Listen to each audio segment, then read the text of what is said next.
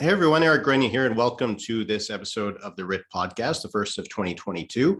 And I have a very special guest with me today, Dan Arnold. For 6 years, he was the director of research in the PMO, and he also was the Liberal Party pollster during the last three federal election campaigns. So he's now moving on to Pollara in the private sector. He's going to be chief strategy officer. But first, he's here to discuss with me a little bit about his experiences working with the government and also especially in the election campaign. So Dan, thanks so much for joining me. I'm happy to be here virtually with you. I'm a big fan of the Writ and all the work that you do over the years, Eric. So this is a big thrill to be on the podcast here. Yeah, we did a podcast after the 2019 or the 2015. I can't remember which one it was. Maybe it was 2019. 2019, we did. Yeah. Yes, that's right. We did one just after that election campaign. But now that you're moving away from the dark offices of the PMO, you're now unburdened to tell us all your secrets, which I'm sure you'll be willing to do. Only for you and your many listeners. All right, so there'll be lots to talk about, but I think that it would be good to give people a bit of an overview of the work that you did. If they're not familiar with the work that you did with the PMO over the last 6 years, what was your role and what was the kind of stuff that you were doing? Yeah, so I'd say, in terms of my role as director of research in the Prime Minister's office, it was really about overseeing Government of Canada public opinion research. And I'd say the government does a lot of research, and it's not the type of research you're going to see in the newspapers. They are not allowed to poll on partisan issues, but Health Canada is doing research on a lot of different things. In the short term, obviously related to COVID the last couple of years, but even before that, they're testing people's views on safety measures and concussions, and all sorts of different topics like that. They're doing surveys on employee satisfaction, helping testing advertising campaigns the government runs to make sure that they're effective, as well as keeping tabs on kind of what's the top of mind issues for Canadians. What do Canadians put a priority on? What do they want the government to focus on? And in focus groups and other methods too, we'd also kind of just test different messaging out and just make sure that the government's talking in language that is relatable to Canadians, that they can understand, and that kind of connects with them. I'd say, that's kind of the government research. I'd say within the office, I kind of saw myself as a bit of a receptacle for all that research that kind of comes in, because most people do not have the time or the interest to leaf through pages of reports. So my job, I think, was largely to keep tabs on all the research that was out there, and then make sure that the right people knew the stuff that was most relevant to their jobs. I did lots of presentations for ministers' offices, so I'd go to the Minister of the Environment's office and tell all their staff about just sort of a collection of all the research that's out there on the environment. What's the top important issues for Canadians? How do they feel about pricing pollution? How do they feel about other things the government's doing? What's some of the language to use? Same thing in other offices with other staffers, just to make sure everybody was kind of up to speed on the landscape when it came to what Canadians think. I'd say that in government, people can sometimes get the blinders on because you just live and breathe this stuff 24/7. You're just talking to people who just digest this thing and listen to the Writ podcast, and we listen to Power and Politics and all the shows. And I think part of my job was just to kind of keep people grounded on what was going on in the real world, and what Canadians were actually paying attention to, and putting their priority on. What was the role of this kind of research in decision making? Was it largely, did it have a role in terms of directing decisions, or was it primarily based on communications? I think I would see it more as a communication tool, generally speaking. And I know, people get it kind of cynical, and they say that, governments are just making decisions based on the polls. I don't think that was my experience. I'd say it was more a case of, the government would decide, because it was something that was promised in an election campaign, or because they felt it was needed, that we wanted to do this thing. And it's like, how do we do this to Canadians in a way that's not going to cause a backlash? I think the best example of that will be something like, pricing pollution, which would, never be something that a pollster would say, hey, we should do this because this is going to be really popular. It's more a case of, this is something the Prime Minister felt was important and wanted to do. So then how do we do this in a way that is going to because it's a very complicated concept, right? Like no one knows what carbon taxes are and how much a ton of carbon is and how the market pressures work. So like, how do we do this in a way that we can actually explain it to people in language that they're going to understand and actually kind of get what the rationale is behind this? So I'd say a lot of it was just kind of trying to make sure that the things that the government was doing were going to be relatable and understandable to Canadians. You were polling during the first days of the pandemic and afterwards. Was there any really kind of remarkable shift in public opinion that you noted during the pandemic that was something that was just out of the norm that you wouldn't normally see in normal times? Oh, I mean, I was absolutely blown away just by how quickly things shifted overnight there. We do a tracking survey through PCO, Privy Council Office, where every week we're in field and just asking some general questions. What's the most important issue facing the country, and questions like that. And I would say in the first 4 years of government, it goes up and down a little bit. We definitely saw environment kind of rising gradually as an issue towards the end of the first mandate. Sometimes if Donald Trump said something crazy, NAFTA or Canada-U.S. relations would bump up 3 or 4 points that week. But generally speaking, the shifts were very minor. We never had a single issue that was over 25% most important issue facing the country in the entire 4 years times 52 weeks that we were doing that tracking survey in the first mandate. And then about 1 week back in March of 2020, when the NHL shut down and the PM went into quarantine and the world just kind of like fell apart overnight. It seemed like, I mean, we went from a place where COVID was the most important issue for 15% of people the week before to over 50% that week. And even I actually went back and we actually like looked at the day by day kind of that week, because public opinion was literally moving by the hour that week when you saw a jump of 40 points in a single week on a question like that. Very unprecedented. I mean, I've never seen anything like that. Even when financial markets crash or you have big external events, usually a question like most important issue is going to go up maybe 5 points, and this was just completely through the roof. And certainly then throughout COVID, I would say we definitely noticed those shifts. I went from kind of reporting a monthly summary of what was going on in terms of public opinion to a weekly, because things were moving just so quickly in terms of how people were feeling, how they were responding, their intent to get vaccinated. All those questions that are so important when the government's trying to, respond and make sure that they get people vaccinated and following instructions to stay home and whatever the health guidance is there. You were seeing those very dramatic shifts that were happening on a weekly basis because people were so plugged in to the news. Do you find that was changing over the last little while?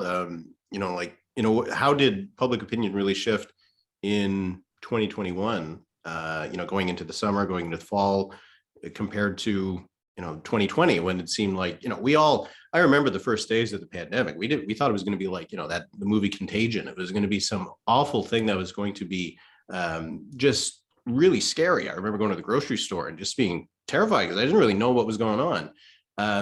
And I feel like there must be a shift in public opinion about the pandemic, and now that we're approaching year 2. Yeah, I think it's like people obviously are still very attuned to COVID. It is still an important issue for Canadians, especially with Omicron now. I'd say that the fear factor is probably not as high now as it was back then, which I think is a interesting challenge for all types of governments now. When you don't have people quite as afraid, it's maybe there's less acceptance of some of the measures that would be taken then to respond to it. And I'd say people probably aren't quite as hanging on every word and everything the governments do in response to it. People were tuning in daily to watch the Prime Minister every day for several months, walk out front, the big black door, and give his press conference. It was pretty remarkable because I'd say like most of my presentations for the first 4 years when I was in government, I'd say, look, we've done this great thing on housing and it's wonderful. And when you tell people about it, they love it, but nobody's heard anything that we've done. And it's Canadians are completely oblivious. There's like, 8% awareness of this great announcement that we've made here. And yet then when you got into that situation for the start of the pandemic, people were just so plugged into everything the government was doing. They actually, you would have an announcement and you would have 80%, 90% of people that were aware of the announcement, which is just very bizarre when it comes to government. So I'd say that is something that was certainly the case for the first couple months and has gradually sort of petered off. People are still obviously aware of big announcements when Doug Ford gets up and announces something on schools one week and something different the next week on schools. Those are the sort of things people will pay attention to. But I'd say that their appetite for COVID news is probably not as high as it was back then. And look, we're all kind of frustrated and a little tired of this thing. I think that certainly comes through in the research as well too. And for that reason, people maybe aren't on tenterhooks the same way as they were just to kind of get that information that they were earlier in the pandemic. Let's move on to the elections, because that is, certainly my deepest interest in the work that you did. So you've done 3 elections for the federal Liberals. What was the polling program that you did in these campaigns, and how did they shift between 2015, 2019, and 2021? Like, what was your daily intake of data? Yeah, so I think, in 2015, I would say it was a bit of a different situation because I went to work for the Liberal Party back in March of 2014. So there's quite a long runway there in the sense that, I had a year and a half to kind of set things up and, do a lot of pre-writ research. And, you're coming into that from a very different position where the leader is a bit of a blank slate. I mean, Canadians have known Justin Trudeau since he was in diapers. So it's not like he's unknown to Canadians, but certainly, what he stands for, the type of politician he is, was not something that was quite as formed. So there's a lot of kind of setting up that positioning and trying to figure out sort of what is the platform, what is the message, how to best present him to people. And you've got a lot more time to really think those things through. Whereas when you get to 2019 and 2021, I'm going from working in the PMO, doing my day job we just talked about, and then, basically the writ drops or slightly before the writ drops, then I'm flipping over to the party, and there's not that same kind of runway. And you don't need that same kind of runway maybe from a research perspective because opinions are a lot more formed. By now most Canadians have a pretty strong opinion of whether or not they like or don't like Justin Trudeau, and there's not quite as much of a they're going to judge him based on his record, more so than some of the things he says in the campaign. But I'd say in 2015 there was certainly a lot of work done in the lead up to that campaign, just to test platform and ideas and ads and messaging, and really kind of get a feel of what that campaign was going to look like. And it was a much longer campaign. It felt like it was 500 days. It probably was 90 days, 80 days, something like that. But certainly I'd say in that respect, there was a bit more time, so it didn't have that same kind of frenetic pace to it that maybe the last couple ones have.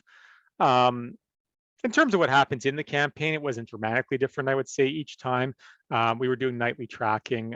We did about 800 interviews a night at the peak. You're not always starting off with that at the start of the campaign, and you're not always doing that on weekends, but I'd say by the kind of like post-debate crunch period when votes really are moving around very quickly and people are making up their minds, we got up to about 800 interviews a night. That was the same in all the campaigns. We had a pretty regular focus group pattern that was going on, a couple of groups a week across the country in all the different election campaigns. I think as time went on in the later campaigns, I got a bit more into doing more qualitative online type of surveys, asking a lot of open-ended questions on surveys and testing visuals and videos and things like that online a bit more, because I do think that's an interesting way to, without having to do 500 focus groups, actually get a sense of how people are reacting to some things that aren't quite as clear cut that you can do on a telephone survey. So I moved a bit more in that direction, but I think, in terms of the crux of how research was being fed in and the process within the office and the campaign team, I don't think it was dramatically different between the campaigns. Can you give us an example of when the data that you're gathering during the campaign informed a decision that was made on the campaign trail, particularly maybe one from the last campaign, but just in general, like an example of something coming up maybe in a riding or a region, and that's when you decide to send the prime minister there, or when it comes to a messaging or an attack on the opponents. Is an example of where the public opinion research actually had a real world impact that you could see the next day, even if we the rest of us didn't know what was behind it. Yeah, I mean, I think there's kind of two parts to that. I mean, the first part would be just from the kind of geography and the target maps, and that's something that's ever evolving. The party has basically a database in place with projections that are being updated every day as new data comes in, and regular meetings with the field team where they're talking not just to polling people, but also to the data team and the field team and people on the ground, and just getting a sense of what's going on across the country. And that's shifting the map in terms of where the prime minister goes. I think the kind of best example I'd use of that I love is in 2015. That was a map that was obviously very ever evolving, because we were rising in the polls quite dramatically during the campaign, and we would do polling in rural New Brunswick ridings that we hadn't won in 100 years, and no one would believe it. So then we talked to the field team, and you'd have to like do a follow-up riding poll and things like that. And then as a result of that, the prime minister would be going there. We did. I remember we were seeing some good things on the ground with Mike Bosio's campaign in Hastings, Lennox, and Addington in that campaign, which was not on our target map at the start of the election campaign. And the field reports coming back were very positive there. So we did a riding survey. The riding survey showed we were competitive there. And, as a result of that, we had, some of the candidates in neighboring ridings sent some volunteers over there to help Mike Bosio out. The PM added a stop there on his last kind of run through the country along the 401 the last couple of days of the campaign, and did some great events there, and in Northumberland as well too. He did it in his big events at Tim Hortons and Belleville's with huge crowds. So that was definitely a situation where where the PM went, where resources were being shared between different campaigns was certainly driven by the polling. And I'd say that's the case in almost every campaign. You're always looking and trying to figure out, where can we best use our resources? Where do you send bodies? Who can afford to share their volunteers with somebody else to get them over the edge? The other side of it would be more kind of when it comes to messaging. And again, I think that's pretty ever evolving too. I'd say, in the last election campaign, certainly all the research that we were doing in the first part of the campaign around Aaron O'Toole showed that the worst thing you could say about him was that he wanted to legalize assault weapons. You'd sit down with people in a focus group, and you kind of go through the conservative platform and some of the things he was talking about, and you kind of play devil's advocate and you probe back and forth. And I mean, people were just horrified at this idea once the moderator would suggest that like this guy might want to actually make assault weapons legal in the streets, and it really changed how they felt about him. It was the most horrifying part of the platform for most voters. I personally was most horrified by the cover of the platform, but for the voters themselves, that was the thing that really kind of worried them. And again, at that point, it becomes a campaign decision, and the campaign, I think, rightly decided like not to just kind of fire that pistol right away and save that ammo for the time when it would be most effective, which was the prime minister bringing it up in the TVA debate, and then kind of the follow-up with advertising, with messaging in the Labor Day long weekend period that followed, when voters would be more attentive there. But I do think that's certainly something that for quite some time we knew was going to be an important counter-offensive, and that certainly came through loud and clear in the research that we were doing. I'm curious. So you've been 3 campaigns now. Justin Trudeau's relationship with the data, like what does he normally see on the campaign trail? What's his interest level in it? How much of the data is fed all the way up to the top? So I would say like he's definitely a numbers guy. He definitely loves data. At times, I think people have had to kind of lock his access to the big databases that have all that, so that he's not spending all his time kind of going through riding by riding and looking at that sort of thing. So I think he gets really into a lot of the metrics around, how much are different candidates door knocking? Are they doing work in the riding with volunteers? So that when he actually is meeting like someone on the campaign trail, he can say, "Oh, look, I hear you guys are doing tons of door knocking. That's great. Keep up the good work." So that stuff he definitely gets very involved in. I would say certainly in a campaign context, it's best not to get into the polling numbers to a large extent, because that can be a bit more distracting.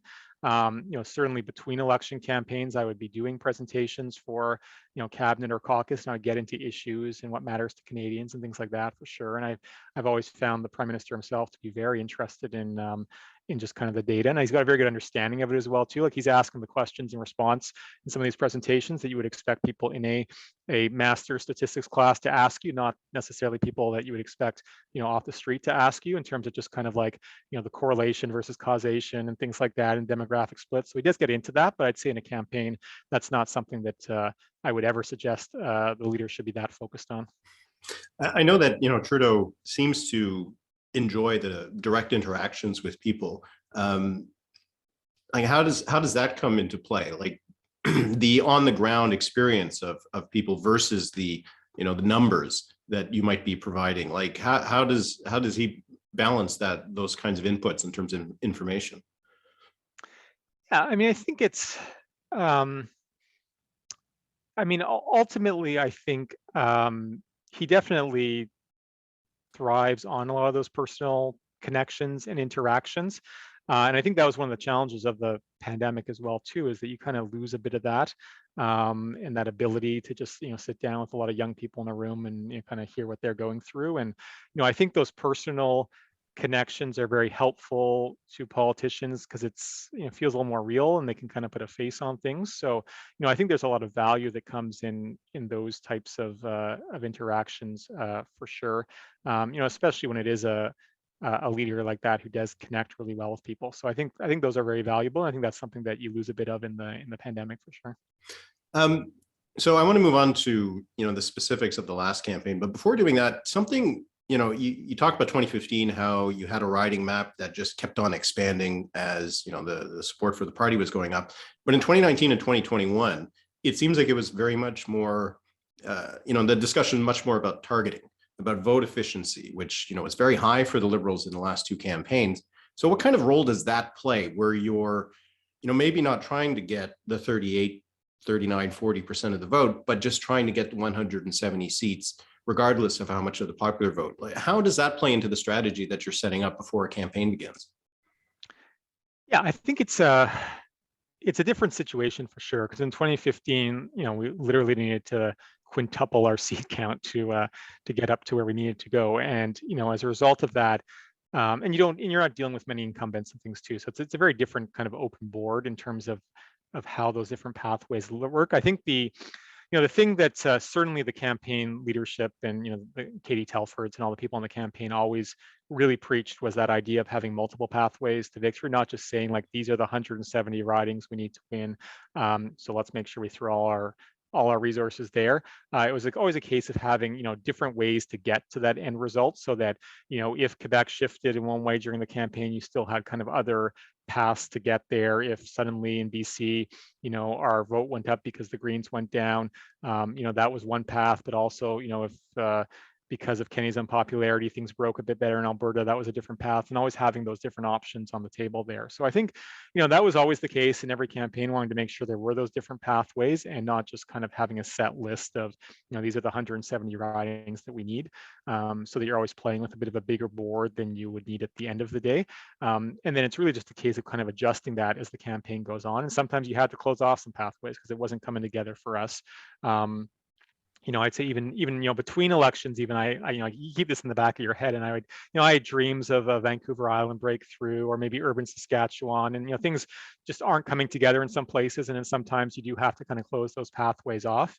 And I'd say the big difference then was in 2015, just it was a very evolving board and there was a lot more movement then, and things were shifting dramatically, whereas in 2019 and 21 things just didn't shift to the same extent. And as a result of that, maybe there weren't quite as many moving pieces, but there's still some ridings that are going up and down based on what's happening on the ground and how much work's being done, and what we're seeing in other metrics in the polling as well too. So there were still some shifts around the edges that were happening during those campaigns.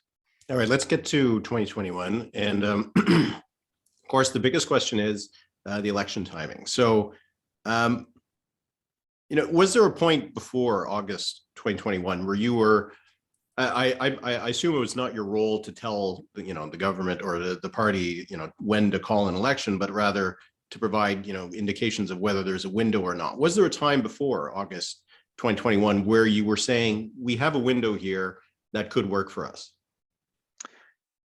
I mean, I think that's a tough question in the sense that you're always obviously looking at what the polling numbers show and what kind of the opportunities are there. I think the honest answer is I think that people were just so all engrossed with responding to the pandemic that if you look back to like the fall of 2020 window when some provincial governments went, I think the focus was just so all encompassed on responding to this massive crisis that was facing the country that there was never really much serious consideration that I heard anyways about trying to throw the country into an election in the midst of all that. And I mean, I think, we saw in Newfoundland as well too, like, once you get into a campaign and COVID goes sideways, things can go very sideways on the campaign as well too. So I think, it's maybe a little different than a lot of minority governments where it is a lot more calculating, where you just kind of are looking in for that specific date on the calendar. I think there were some other considerations because of the COVID dynamic that certainly were at play here. And even just, sending the prime minister out on the campaign trail when he's not vaccinated, I think is something that would be irresponsible, and it would make it harder to do the types of things you want to do on a campaign and the types of visuals that you would want in a campaign if you're going to be calculating about it as well too. So I think, in that respect, I'm not sure that there were maybe as many windows as you would normally get in a minority government when you're kind of like playing out those options there. Well, what was the thinking then for August? How were the stars aligning for a call at that point? I mean, I think it comes down to, there's obviously a lot of factors and a lot of different decision inputs that go into these sort of things. I think, my personal view would be, in a minority, if you do not pick your moment, the opposition will pick a moment when it is not your moment to force an election, and we've certainly seen that happen in the past before. I think, again, I'll just speak for myself. I'd say that I think there is a lot of uncertainty at that time when you looked ahead to the winter, both again from that kind of logistical question of, what happens in the winter. Is our cases going to go up? Is it going to be safe to campaign? That's been the experience, at least the first winter of COVID, that things got worse in the winter. And what happens if the opposition brings our budget down next winter and, we're in the middle of a tough situation for COVID? Like, is that a situation we want to be in? So I think logistically, that is certainly something that was on the minds of people. Whereas in summer, you can do campaign events outdoors. There's a lot more in terms of ability to do that type of thing. And I think just politically speaking, like, I think the longer you wait, the more uncertainty there is. Who knows what's going to happen with the economy? Who knows what's going to happen with other issues in the future? And the longer you get into the lifespan of a government, time for a change builds over time, things like that. So, I think, the uncertainty of waiting kind of weighs on people to some extent as well too. And even that kind of, even if you got past COVID, I think you're into that kind of like, the Churchill scenario, right? Where you led the government, the country through COVID, what happens after that? So I think there's a lot of uncertainty that kind of was there in terms of what happens if you wait a year or two. And it's the opposition that's deciding the timing and not the government. When the decision was made, what were the odds you were giving at that point in terms of getting a majority? I think it was never, certainly would never say it was a given. I think, our projections in that summer were kind of always on the razor's edge of around, 170 seats.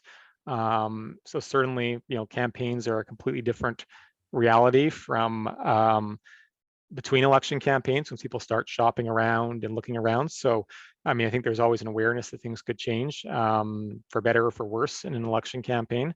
So I'd say that, the path or the multiple pathways that we just talked about were certainly there for a majority. And, the question then was whether or not those would actually come to fruition in the campaign or not. Because in the first days, the framing from the media was that this was an election to try to get a majority.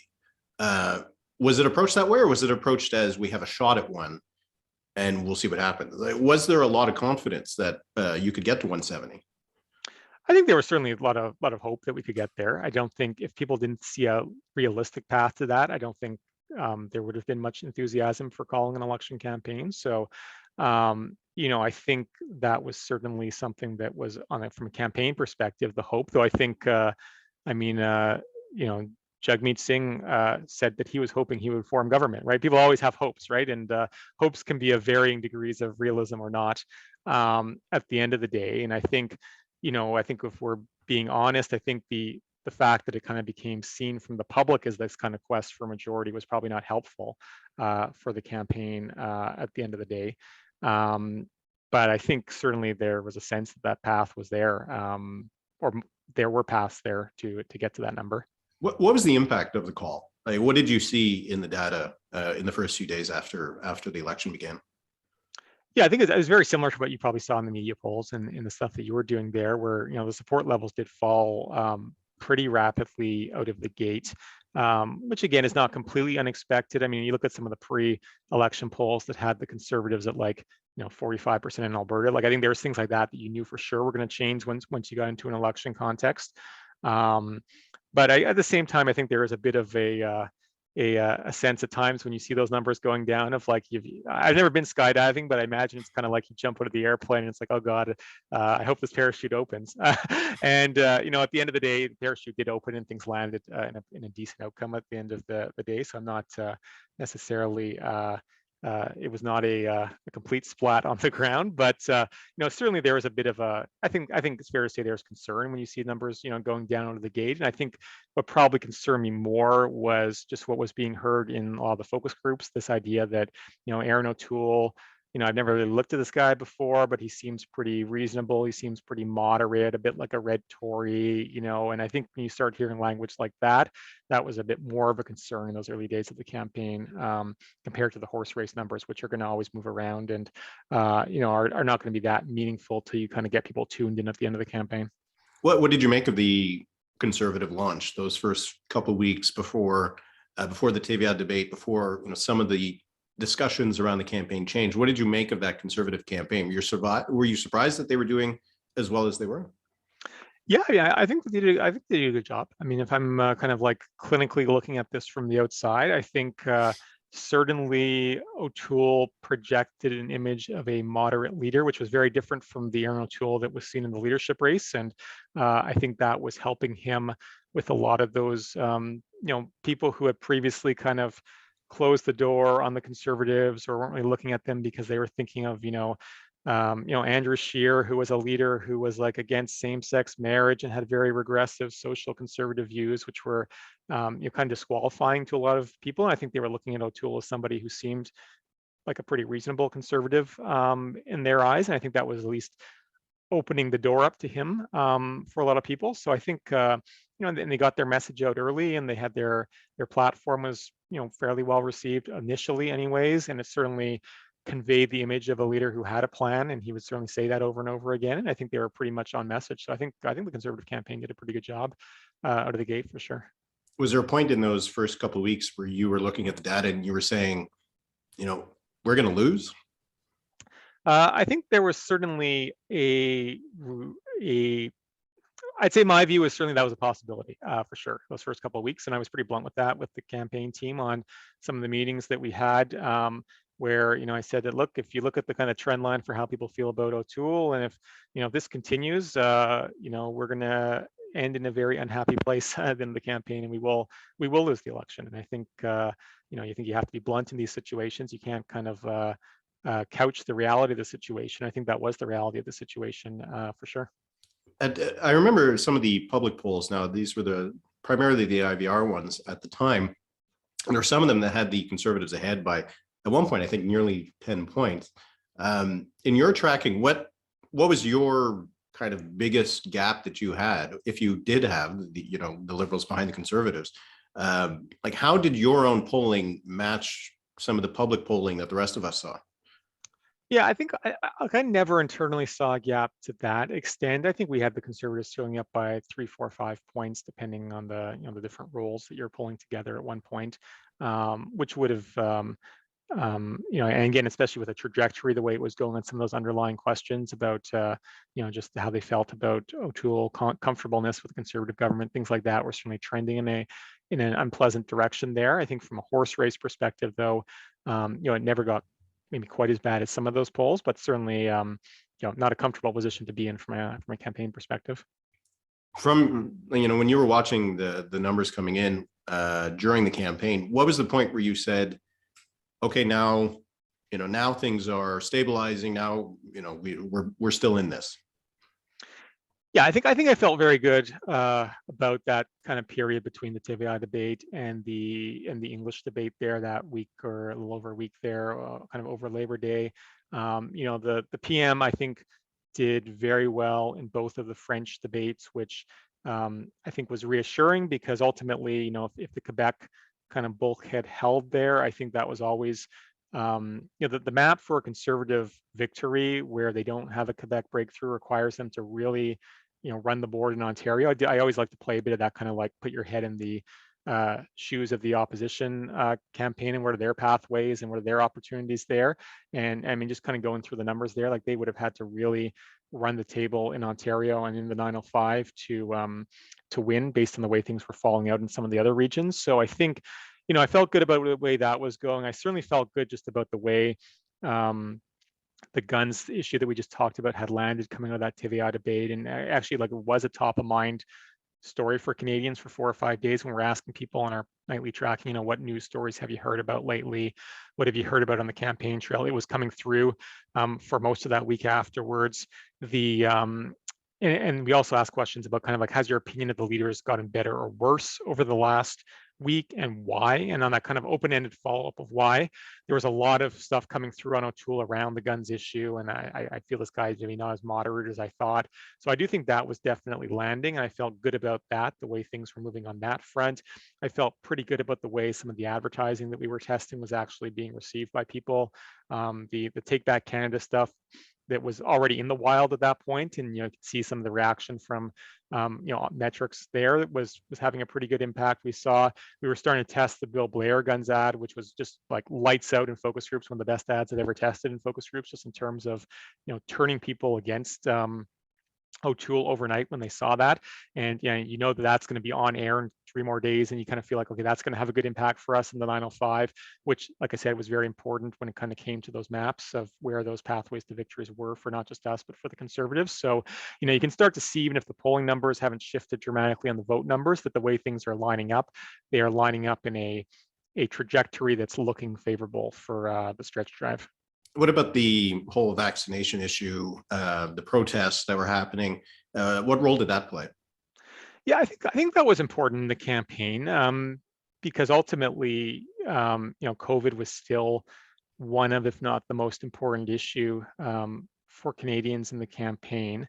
And I think certainly the Conservatives came across as looking as if they were on the wrong side of the issue in the eyes of most Canadians. And I get they definitely had internal pressures there, and they were feeling some heat from the PPC and their own caucus. And O'Toole, being a leader who is newer, probably didn't feel comfortable even telling all of his candidates they had to be vaccinated. So there's a lot of internal pressures that they were probably dealing with and having to balance there. But I think when you're balancing those internal pressures, you certainly don't look outwardly as if you are maybe as resolute on an issue, where the public was looking for strong leadership and resolute leadership, which is what the Prime Minister was offering. And I think the vaccine issue therefore was playing quite well for us. I think the little flare up with Jason Kenney towards the end of the campaign as well too probably helped us to some extent, just kind of again shed a spotlight on the issue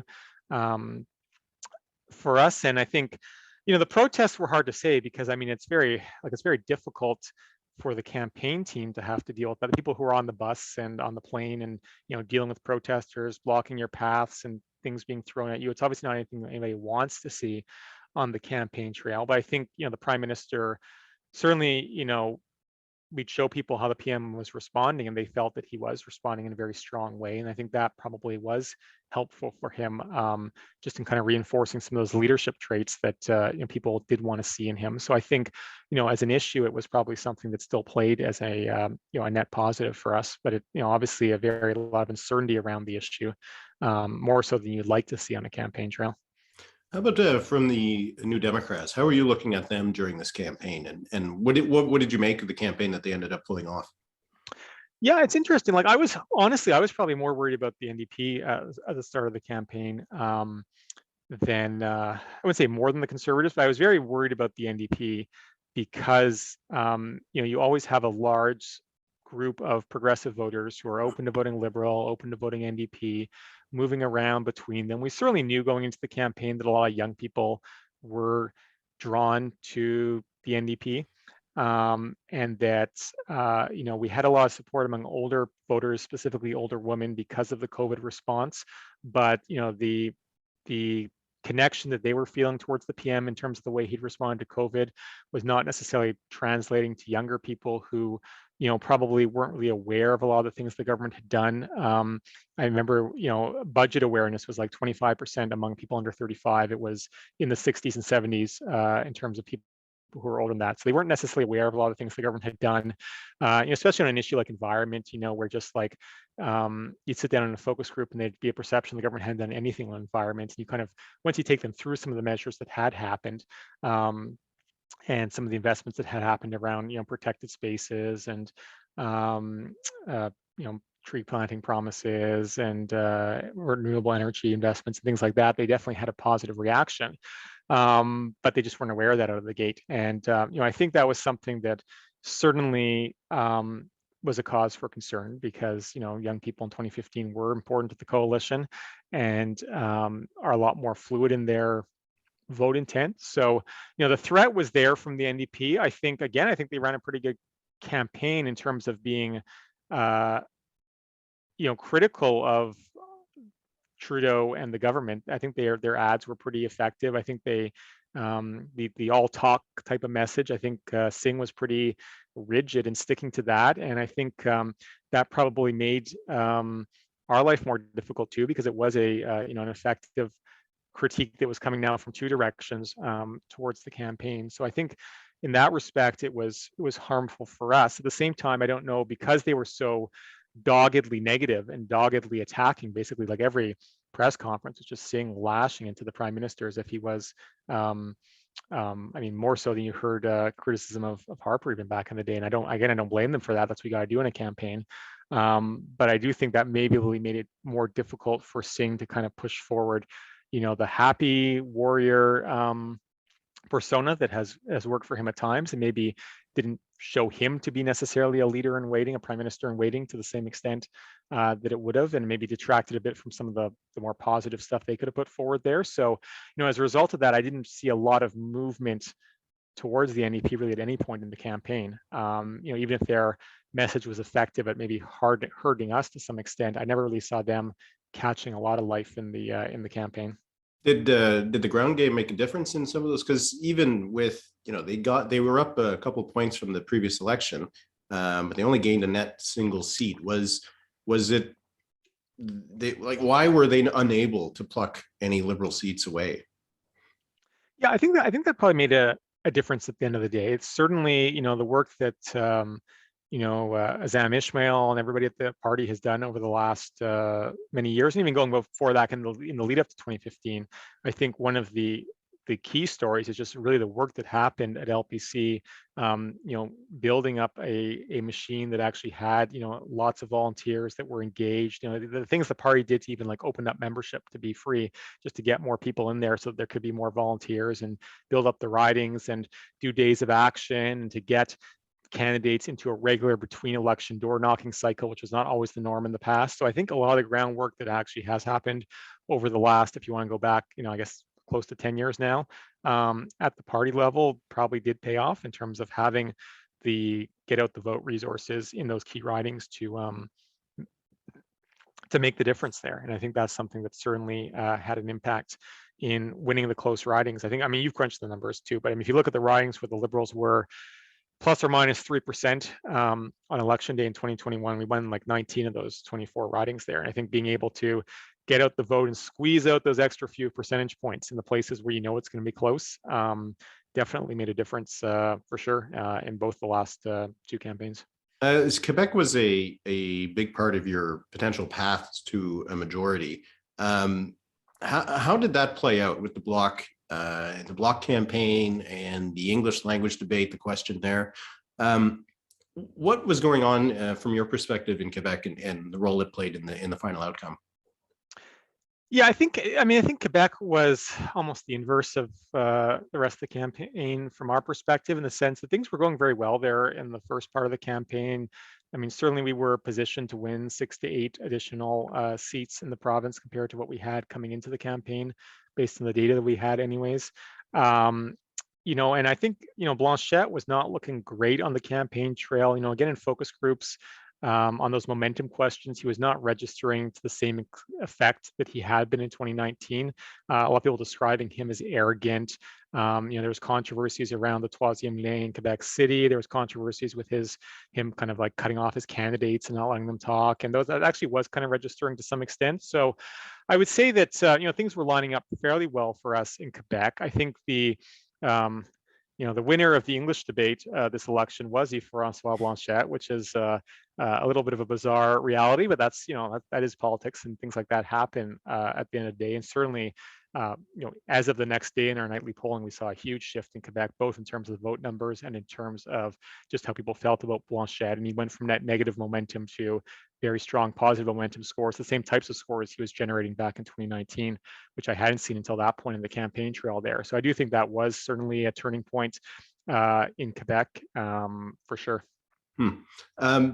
So going into election night, how are you feeling? I mean, I think I'm nervous by nature, and I recognize that there are certainly situations where there can be turnout differences. At the end of the day, you never really know how motivated people are to turn out in a campaign. And there were enough close races where, I mean, if we lost 19 of those 24 close seats, you can do the math in your head, it would be a much different situation, right? So I think there was some nervousness. I think feeling good about the way the last half of the campaign went, for sure. That left us in a better position than we were at the start of it. But I think there's always that element of uncertainty there, that you never really know for sure what the end result would be. And you're at this point too, I've been doing this enough for that's one of the differences too, I guess, from 2021 compared to 2015, is that I've been working with a lot of these MPs and candidates for a long time, and you have that that connection there, where even if you know you're going to win the election, you're still you're on the edge, kind of hoping some of those close seats will break your way, so that those people that are good MPs and good candidates get elected. I mean, I'm from Alberta. I grew up as an Alberta Liberal. That's where I kind of cut my teeth. And I think going into election night, we certainly knew that there was a path forward to win, up to 3 seats in Alberta. There's also a path where we win 0 seats, or maybe 1 seat. So I think kind of hoping some of those close races break your way at the end of the day is always something you're looking for on election night and paying a lot of attention to. Was there something that was a particular surprise? I mean, you're always going to have individual cases. We could go through the whole map, and ones that kind of pop more than others. And I'm hesitant to name specific ridings here. I think there were a few pleasant surprises in a few of the BC ridings, to be honest, that where the progressive vote did kind of break our way at the end. That wasn't a given. We knew in the end of the campaign, we were very aggressive on the environment message in BC. We had some ads with Andrew Weaver, who had endorsed us, the former Green provincial leader there. And we were really aggressive in playing those in ridings where there wasn't a Green candidate running, in ridings where there was a lot of progressive vote up for grabs. And again, we're feeling pretty good reaction based on testing that those were going to be effective in terms of coalescing some of the progressive vote there at the end of the day. I kind of joked that Andrew Weaver was, we had Barack Obama endorse us, but I was more excited by the Andrew Weaver endorsement at the end of the day. So he can feel like he is more important than Barack Obama in Canadian political context these days. But so, I mean, again, that's something that you're kind of hoping that it breaks our way and that things are going to play out the way that they've kind of been drawn up, but you never really know for sure. And I think I was pleasantly surprised by the way that, some of the guys like John Aldag and, a few of those ones that, were maybe not givens, did come over the finish line at the end of the day. Stepping back a little bit, you've done now 3 elections.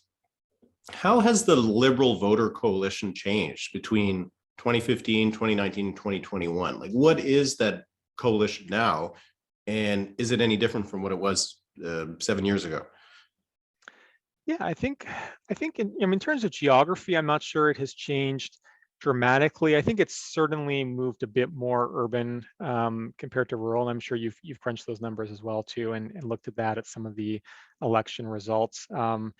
We've seen some big losses in rural Atlantic Canada, even to the point where we're still winning some of those seats, but these were seats that were literally won by 50%, 60% of the vote in 2015 that are much narrower margins now. So, I do think, making sure that the party going forward connects with rural Canada, I think is important, especially in places like Atlantic Canada and Quebec, where, at least in the near past, we have been successful in some of those ridings, but also places that are kind of like those Peterboroughs and the Bays of Quinties. And we talked about Mike Bosio's, riding earlier, ridings like that are kind of those semi-urban ridings. I think those are places where there's been a bit of a step back. In terms of demographics, I've certainly seen some really good progress with the party among racialized Canadians, among immigrants compared to 2015.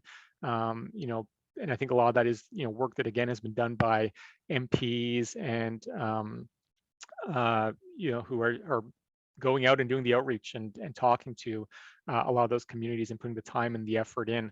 That has certainly paid off. I know, Minister Mary Ng has done a lot of great work with the Chinese community up in the Markham area, and that certainly paid off in the last election campaign. So I've seen some positive steps forward there. I think in terms of, we talked about younger people earlier. I think that's an area where there has been a bit of a step back in terms of in 2015, it was just probably our strongest demographic was younger voters. And I think they have drifted a bit away. And, we've seen some good progress among older women, especially I'd say in the last couple campaigns. And I think the COVID response has boosted our support among older women to a large extent. But I do think Liberal support has softened certainly among younger voters over this time period. Those people who supported the party, back in 2015, now they're a bit older. Have they stayed with the party, or is it that it's new younger people aren't voting Liberal for the first time? They're voting for the NDP. Certainly the second of those cases would be true. And I think it's understandable. I think, when you're in opposition, you're railing against government, you're talking about big change and dramatic things. And there is that excitement there that I think did connect very much in 2015. And I'll give the NDP credit. Like I think Jagmeet Singh has done a lot of good work, in terms of being visible on TikTok and social media channels and, getting out there with young people. And again, I think that's something that COVID has made difficult the last, 2 years, and that every time Justin Trudeau's at a podium, he's talking about a pandemic and or a plane crash or a mass shooting. Like you kind of lose the ability to do those exciting young people spontaneous events that are so impactful there when you're talking about very serious issues.